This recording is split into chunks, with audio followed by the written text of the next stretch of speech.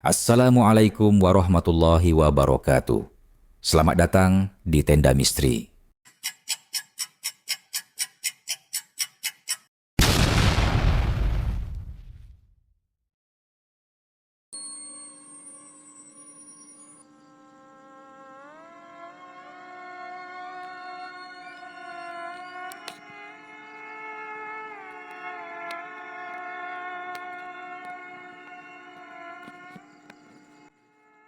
Di sebuah desa kecil bernama Wonokusumo, ada seorang janda tua bernama Mak Ijah yang sehari-hari berjualan pecel. Uniknya, warungnya berada tepat di seberang kompleks pemakaman umum desa. Letaknya agak terpencil, hanya ditutupi satu pohon beringin tua dan pagar bambu setengah lapuk. Orang-orang desa sering berkata, "Kalau malam jangan lewat situ, nanti ikut makan bareng tamu yang tak kelihatan." Namun Mak Ijah tak peduli. Dia tetap membuka warungnya dari pagi sampai menjelang tengah malam. Anehnya, dagangannya selalu laris. Nasi pecelnya sederhana, nasi, sayur rebus, sambal kacang, dan kerupuk, tapi rasanya selalu membuat orang ketagihan. Orang-orang sering heran, siapa saja yang beli, padahal jalan itu sepi, apalagi malam hari. Tapi Mak Ijah hanya tersenyum misterius sambil berkata, "Yang penting dagangan laku, nak. Rezeki sudah ada yang ngatur." Suatu malam, seorang pemuda bernama Reno, anak rantau yang baru pulang kampung, lewat dekat warung Mak Ijah. Ia heran melihat warung itu masih buka, padahal sudah lewat jam 11 malam. Dari kejauhan, ia melihat beberapa bayangan duduk makan di bangku warung, tapi tubuh mereka seperti tak jelas, kadang samar, kadang menghitam legam. Reno mendekat, tapi saat sampai di sana, bangku-bangku warung itu kosong. Hanya Mak Ijah yang duduk di balik meja sambil membungkus nasi pecel. "Loh, tadi saya lihat banyak yang makan, Mak." Mak Ijah menatap Reno dalam-dalam. "Kamu jangan lihat yang bukan buat kamu lihat, nak." Reno bergidik, buru-buru pergi. Tapi sejak malam itu, ia tak bisa tidur. Di telinganya selalu terngiang suara sendok beradu dengan piring dan bisikan-bisikan asing yang seolah berkata, "Pecelnya enak, kan? Makan lagi, makan lagi." Keesokan harinya, Reno mencoba bertanya pada Pak RT dan warga desa tentang Mak Ijah. Salah satu orang tua, Mbah Suro, akhirnya angkat bicara. Mak Ijah itu dulu pernah hilang 3 hari waktu suaminya baru meninggal. Ketika ditemukan, dia duduk di tengah kuburan, nyuapin nasi ke tanah. Sejak itu, dia berubah. Warungnya ramai, tapi tak ada yang benar-benar tahu siapa yang datang makan. Konon, Mak Ijah pernah membuat perjanjian dengan penunggu makam beringin untuk tetap bisa hidup dari dagangannya. Sebagai gantinya, dia harus memberi makan mereka yang kelaparan, roh-roh penasaran, arwah gentayangan, dan makhluk gaib lain yang berkeliaran saat malam. Reno semakin penasaran. Suatu malam, ia nekat duduk di warung Mak Ijah dan memesan sepiring pecel. Ketika suapan pertama masuk ke mulutnya, lidahnya seperti mati rasa. Dunia di sekelilingnya berubah. Bangku-bangku warung kini penuh oleh sosok-sosok menyeramkan, perempuan berwajah pecah, lelaki tanpa kepala, anak kecil dengan mata hitam kosong. Semua makan dengan lahap, menyendok nasi yang bercampur belatung. Sambal pecel berubah menjadi darah kental. Reno ingin muntah, tapi tubuhnya lumpuh. Ia hanya bisa menangis saat Mak Ijah menyodorkan piring lagi. Habiskan, nak. Kamu sudah jadi tamu tetap warung ini. Keesokan harinya, warung Mak Ijah lenyap. Hanya tersisa bangku reot dan piring pecah berlumur tanah. Reno menghilang tanpa jejak. Orang-orang desa hanya berbisik, kalau kamu dengar suara orang jualan pecel tengah malam dekat kuburan, jangan ditengok, jangan jawab, dan jangan pernah mencicipi. Karena sekali makan, kamu tak akan pernah bisa pulang. Beberapa bulan setelah Reno menghilang, suasana desa Wonokusumo kembali tenang. Warung Mak Ijah dianggap legenda, dan sebagian warga meyakini semua itu hanya cerita untuk menakut-nakuti anak-anak. Namun, pada malam Jumat Kliwon, seorang pemuda bernama Dimas, vlogger horor yang sedang membuat konten misteri warung gaib, datang ke desa tersebut. Warga memperingatkan Dimas agar tidak merekam di sekitar kuburan lama, tapi ia mengabaikannya. Dengan kamera dan perekam suara, Dimas berjalan menuju tempat bekas warung Mak Ijah. Saat itu sudah hampir pukul 12 malam. Tiba-tiba, dari balik kabut tipis yang turun perlahan, warung itu muncul lagi. Lengkap dengan lampu teplok yang redup dan bau sambal kacang yang menggoda. Padahal tanah di sekitar situ tadinya kosong.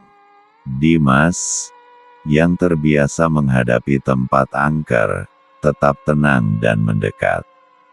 "Selamat malam, Bu, boleh beli pecel?" Sosok tua keluar dari balik dapur warung. Bukan hanya wajah Mak Ijah yang sama persis seperti deskripsi warga, tapi juga sorot matanya yang seolah menembus jiwa. Dia hanya menjawab dengan satu kalimat, "Yang datang, harus pulang dengan kenyang." Dimas menyalakan siaran langsung dari kanal YouTube-nya. Penonton melihat apa yang dia lihat, warung Mak Ijah, sepiring pecel. Tapi komentar mulai aneh. Lebih besar dari, itu siapa di belakangnya? Kenapa makanannya bergerak? Ada tangan dari bawah meja. Salah satu penonton, seorang dukun muda bernama Nyi Raras, merasa energi jahat dari siaran itu sangat kuat. Ia langsung menghubungi admin dan mencoba melacak lokasi Dimas. Tapi saat mereka berhasil menghubungi petugas desa dan sampai ke lokasi, warung itu sudah tak ada. Kamera Dimas ditemukan patah, dan di tengah lapangan makam, hanya ada satu piring pecel yang masih hangat, dikelilingi tapak kaki yang tak manusiawi. Malam itu, Nyi Raras bersemedi di dekat beringin tua. Ia melihat kilasan masa lalu, Mak Ijah muda menangis di makam suaminya, lalu memotong jarinya sebagai perjanjian. Ia bersumpah memberi makan para arwah lapar agar hidupnya tetap berkecukupan. Namun perjanjian itu berkembang jadi kutukan. Setiap malam Jumat Kliwon, warung akan muncul untuk mencari tumbal baru. Siapapun yang makan di sana akan menjadi bagian dari warung selamanya, sebagai pengunjung, atau sebagai hidangan. Kini warung Mak Ijah tak lagi muncul di satu tempat. Kadang di makam tua, kadang di jalan desa sepi, kadang di kota. Mereka yang melihatnya dan berhenti makan, akan hilang keesokan harinya. Sebagian orang bersaksi pernah mencium bau sambal kacang saat tengah malam, padahal mereka sedang melewati jalan kosong. Jika kamu mencium bau itu, jangan tengok ke kiri. Karena bisa jadi, Mak Ijah sedang menyendokkan nasi untuk kamu. Di sebuah kota kecil bernama Kedungjati, ada seorang sopir truk bernama Pak Tarno yang tengah menempuh perjalanan malam. Perutnya lapar, dan hujan turun deras membasahi jalan sepi di tepi hutan kecil. Tiba-tiba ia melihat cahaya temaram dari sebuah warung di pinggir jalan. Pelang kayu tua bertuliskan samar, "Pecel hangat, murah dan nikmat." Pak Tarno menepi, dan turun dengan payung. Warung itu kecil dan reyot, namun hangat. Seorang perempuan tua berdiri di belakang meja dengan wajah penuh keriput dan senyum aneh. "Pecelnya satu, Bu." "Pedas ya?" Mak Ijah tak menjawab. Ia hanya menyendok nasi, menyiram sambal, dan meletakkan lauk dengan tangan pucat berurat hitam. Saat Pak Tarno menyuap makanan itu, seluruh tubuhnya kaku. Lidahnya terasa pahit, lalu pahit berubah menjadi asam, lalu asin, lalu bau busuk seperti daging membusuk. Ia ingin berhenti makan, tapi tangannya tak mau berhenti. Mulutnya terus mengunyah, sambil meneteskan air mata darah. Mak Ijah menyeringai. Dari bawah meja, dua tangan kurus mencengkeram kaki Pak Tarno. Dan sebelum ia sempat berteriak, tubuhnya ditarik ke bawah. Warung itu berguncang sebentar, lalu hening. Esok paginya, warga menemukan truk Pak Tarno di pinggir jalan, pintunya terbuka. Tak ada jejak. Namun, salah satu polisi desa mendengar suara aneh saat memeriksa sekitar, suara piring jatuh, sendok beradu, dan suara mengunyah. Mereka menggali tanah bekas warung itu. Hanya sedalam 1 meter, ditemukan 20 piring pecel tertata rapi. Tapi bukan nasi dan sambal di dalamnya, melainkan potongan lidah manusia, mata, dan rambut. Semua masih hangat, semua terasa segar. Nyai Raras kembali. Ia tahu ini sudah bukan sekadar warung mistis. Ini adalah gerbang alam lain. Ia melakukan ritual pembakaran di beringin tempat asal Mak Ijah. Tapi sesaat sebelum api menyala, suara tawa terdengar dari balik asap. "Kamu pikir aku hidup, Raras? Aku sudah mati, tapi rasa ini kekal. Siapapun yang mencicipi, akan tinggal bersamaku selamanya." Mak Ijah muncul di tengah api, utuh. Matanya hitam kosong. Lidahnya menjulur panjang, meneteskan sambal berdarah. Tiba-tiba api padam. Beringin berubah jadi hitam legam. Raras terlempar beberapa meter, tubuhnya berdarah dan kerasukan. Ia berteriak dalam bahasa yang tak dimengerti, suaranya 2 lapis, seperti suara perempuan dan anak kecil bersamaan. "Warung itu akan datang ke rumahmu. Malam ini." Di pusat kota Semarang, sebuah warung misterius muncul di pojok terminal lama yang sudah tak terpakai. Warung itu tak pernah ada siang hari, tapi setiap pukul 1 dini hari, tampak seorang wanita tua membuka lapaknya, lengkap dengan banner lusuh bertuliskan, "Pecel malam, buka sampai subuh." Seorang tukang ojek online bernama Andri, yang tengah menunggu orderan, penasaran dan menghampiri. Ia memesan sebungkus untuk dibawa pulang. Sesampainya di rumah kontrakan, Andri membuka bungkusan itu. Aneh, daunnya tampak segar, tapi ada luka sayatan kecil di setiap lembar bayam. Sambalnya harum, namun jika dicium lebih lama, baunya berubah jadi seperti bangkai. Ia tetap menyuapnya, dan sejak itu, mimpi buruk menghantuinya. Andri mulai bermimpi berada di tengah hutan gelap, dikelilingi orang-orang tanpa wajah yang makan pecel dengan tangan berdarah. Setiap kali ia bangun, mulutnya bau amis dan lidahnya membengkak seperti bekas luka bakar. Malam ketiga, saat ia tak tahan lagi, ia kembali ke terminal untuk mencari warung itu. Tapi yang ia temukan hanyalah makam tua dengan nisan tanpa nama. Di atasnya, tergeletak piring kosong, dan satu helai rambut putih panjang melilit sendok aluminium. Desas-desus pun menyebar di media sosial.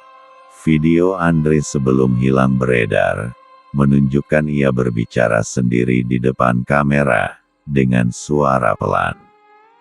Dia akan buka warung, di mana ada orang lapar, bukan lapar nasi, tapi lapar jiwa. Beberapa hari kemudian, muncul laporan dari kota lain, warung pecel misterius hadir di bekas bioskop berhantu di Surabaya, dekat rumah sakit tua di Bandung, bahkan di dekat sekolah angker di Jakarta Selatan. Ciri-cirinya sama. Warung muncul hanya tengah malam, penjualnya perempuan tua dengan tangan berlumur sambal hitam. Setiap orang yang makan, menghilang dalam 7 hari, hanya menyisakan bau sambal kacang menyengat dan piring yang masih hangat. Satu-satunya yang tahu bagaimana menghentikan ini adalah anak kandung Mak Ijah, bernama Saminah, yang telah lama mengasingkan diri di lereng Gunung Lawu. Ia membawa rahasia kelam masa lalu, bahwa Mak Ijah dulunya adalah tukang jamu yang membunuh pelanggan dan menjadikan daging mereka campuran sambal. Kutukan itu dimulai dari dosa manusia, bukan dari setan. Dan ketika Saminah mencoba membakar pusaka peninggalan ibunya, lesung tua tempat ia menggiling sambal dulu, tiba-tiba dari lesung itu keluar tangan hitam yang menyambar leher Saminah dan menyeretnya ke dalam bayangan. Mak Ijah tak hanya mati dan bangkit, sekarang ia sudah jadi bagian dari iblis yang kelaparan. Setelah Saminah lenyap ditelan lesung kutukan, dunia nyata mulai kehilangan batas dengan dunia gaib. Banyak orang, dari kota ke kota, mengaku bermimpi aneh. Mereka tersesat di sebuah pasar malam gelap, di mana satu-satunya warung yang buka hanyalah warung pecel Mak Ijah. Tak ada suara, tak ada cahaya selain dari lampu teplok yang menggantung remang. Di depan meja, Mak Ijah duduk tanpa mata, hanya 2 rongga hitam menganga. Tangan kanannya terus mengaduk sambal berwarna merah kehitaman yang mendidih sendiri, mengeluarkan asap berbentuk wajah-wajah manusia yang menjerit minta tolong. Orang-orang yang bermimpi itu terbangun dengan lidah berdarah, kuku jari yang menghitam, dan sebagian bahkan ditemukan mati dalam tidur dengan mulut penuh daun bayam mentah dan kerupuk lempeng masih utuh di kerongkongan. Pada malam gerhana bulan total, warung Mak Ijah muncul di 20 kota sekaligus.